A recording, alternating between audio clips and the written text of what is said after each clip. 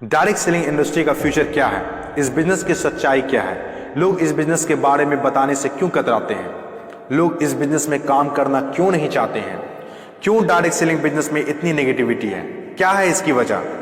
Direct selling business आने वाले वक्त का सबसे बड़ा बिजनेस है। क्यों? अगर आज आप दूसरी कंट्रीज को देखें, जो कंट्रीज आज डेवलप्ड है, उन सभी कंट्रीज के अंदर डायरेक्ट सेलिंग बिजनेस का बहुत ज्यादा प्रायोरिटीज दी जाती है, क्योंकि डायरेक्ट सेलिंग बिजनेस लोगों का बिजनेस है और जब तक दुनिया में लोग रहेंगे तब तक ये बिजनेस चलता रहेगा, क्योंकि ये बिजनेस लोगों पर डिपेंडेड है। जब तक लोग खाते रहेंगे, नहाते रहेंगे, कपड़ा पहनते रहेंगे, तब तक ये बिजनेस आपका चलता रहेगा।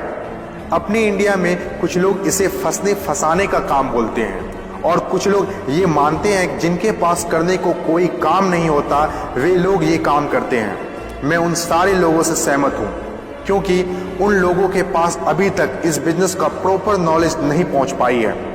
ये हम लोगों की जिम्मेदारी है कि इतनी पावरफुल और ब्यूटीफुल इंडस्ट्री के बारे में लोगों को समझाएं। दुनिया में कुछ ऐसे भी काम होते हैं जो लोगों को आसानी से समझ में नहीं आते हैं। एक छोटा सा एग्जाम्पल देता हूं। हम लोग दिन भर फेसबुक, व्हाट्सएप और यूट्यूब कितना यूज करते हैं और इसके लिए आपसे एक भी पैसा नहीं लिया जाता है।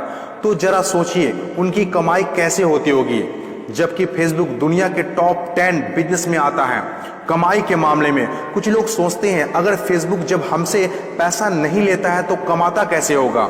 कुछ लोग सोचते हैं पता नहीं कमाता भी होगा कि नहीं। कुछ लोग कहते हैं जो डाटा हम लोग यूज करते हैं उससे कमाता है। डाटा का पैसा सिम वाले को जाता है, जिसका सिम हम लोग यूज करते हैं, चाहे वो एयरटेल हो या जियो हो। ना तो जानते हैं और ना ही जानना चाहते हैं कि कमाई आखिर कैसे होती है। दोस्तों, सबसे पहले आपके लिए ये जानना जरूरी है कि कोई भी इंडस्ट्री कैसे चलती है और कैसे बनती है। किसी भी नई इंडस्ट्री को चलने के लिए 4 फेज से गुजरना होता है। पहला जो फेज होता है वो होता है नेगेटिव फेज, और आज direct selling industry negative phase में है। ये फेज हर नई इंडस्ट्री को झेलना ही पड़ता है। जब भी मार्केट में नया बिजनेस आता है तो लोग पहले उसे ठीक से समझ नहीं पाते हैं और अनदेखा कर देते हैं। जैसे बैंकिंग सेक्टर के साथ हुआ, इंश्योरेंस सेक्टर के साथ हुआ, टेलीकॉम इंडस्ट्री के साथ हुआ। पहले ना तो लोग बैंक में पैसा जमा करते थे और ना ही इंश्योरेंस लेते थे, क्योंकि इंडस्ट्री नई थी, लोग डरते थे, किसी पर भरोसा नहीं था। लेकिन आज देखिए, यही इंडस्ट्री है जिसके बिना किसी राज्यों की कल्पना करना असंभव है। जब नई नई प्लास्टिक इंडस्ट्री स्टार्ट हुआ तो 95% लोगों ने इनकार कर दिया, ये कहकर कि यह पॉसिबल नहीं है। लेकिन उस वक्त भी 5% लोगों को विश्वास था और आज वही 5% लोग दुनिया में आगे हैं। आज हर चीज प्लास्टिक का है, जग हो या बाल्टी, कुर्सी हो या टेबल, खिलौना हो या फ्रेम, यहाँ तक कि डोर भी अब प्लास्टिक के हैं, जो आज से 20 साल पहले किसी ने सोचा भी नहीं था। आज direct selling business negative phase में है, इसीलिए इतनी सारी नेगेटिविटी है। और जब ये पॉजिटिव फेज की तरफ बढ़ता जा रहा है, नेगेटिव फेज में होने के बावजूद भी इस इंडस्ट्री ने कई लोगों की जिंदगियां बदल दी। दूसरा जो किसी भी इंडस्ट्री को फेस करना होता है वो दूसरा फेज होता है पॉजिटिव फेज। ये वो टाइम होता है जब लोगों का इंडस्ट्री के ऊपर ट्रस्ट बढ़ने लगता है, क्योंकि वे आसपास में रिजल्ट देख रहे होते हैं। और जो लोग उस वक्त डायरेक्ट सेलिंग बिजनेस में दिलचस्पी नहीं दिखा रहे होते हैं, अनदेखा कर रहे होते हैं, वे रिजल्ट देखने के बाद दिलचस्पी लेने लगते हैं और आपका काफिला और बढ़ने लगता है, रिजल्ट और बढ़ने लगता है, दिलचस्पी और भी लोगों में बढ़ने लगती है। जैसे बैंकिंग इंडस्ट्री और इंश्योरेंस इंडस्ट्री के साथ हुआ था। बैंकिंग इंडस्ट्री का वैल्यू तब पता चला होगा लोगों को जब किसी का पैसा घर में सुरक्षित नहीं रहा होगा। इंश्योरेंस के वैल्यू तब लोगों को पता चला होगा जब किसी के एक्सीडेंट होने के बाद उसके घर वाले को पैसा मिला होगा। तीसरी जो किसी भी इंडस्ट्री का फेज होता है वो होता है growth phase.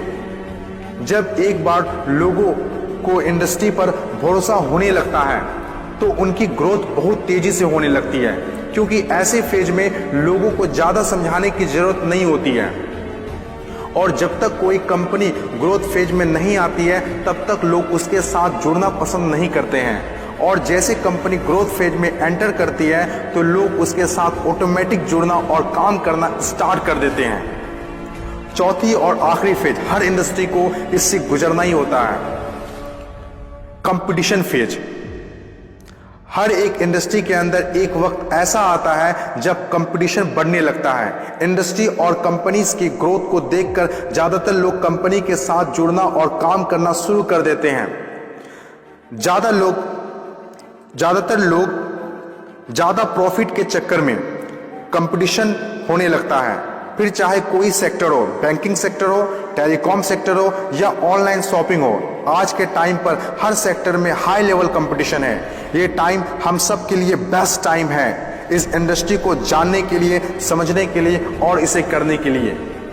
According to FICCI, direct selling industry का मार्केट साइज 6000 करोड़ आंका गया है।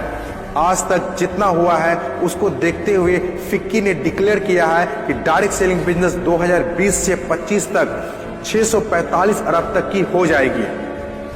आपको इस बात को जानना बहुत जरूरी है कि अमेरिका, ऑस्ट्रेलिया, चीन, जापान, कोरिया और सिंगापुर जैसे बहुत बड़ी बड़ी डेवलप कंट्रीज ने डायरेक्ट सेलिंग बिजनेस को बहुत हद तक अपना लिया है और वहाँ के सिटीजन भी बहुत जागरूक हैं।